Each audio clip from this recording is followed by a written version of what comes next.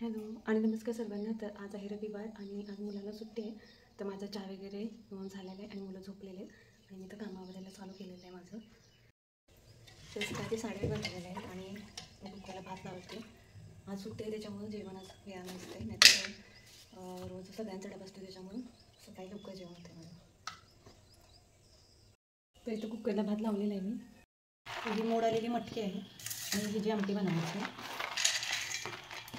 आणि बाकीचं हे. आणि बाहेरचं वातावरण बघू शकताय. आज पाऊस नाही त्याच्यामुळे ऊन पडले आणि सगळीकडे असं हिरवंगार दिसते. आणि ही आमची मोनी तशी उन्हाला बसलेली आहे गाडीवर. ही बघा, पाऊस होता त्याच्यामुळे आम्ही हिला बाहेर काढत नव्हतो. आज ऊन पडलेलं आहे त्याच्यामुळे आज हिला बाहेर काढलेलं आहे थोडा वेळ. आणि ही जी मस्ती करायची इथं चालू आहे बघा अशी. तर इथं मटकीची आमटी अशी तयार झाली होती बघा.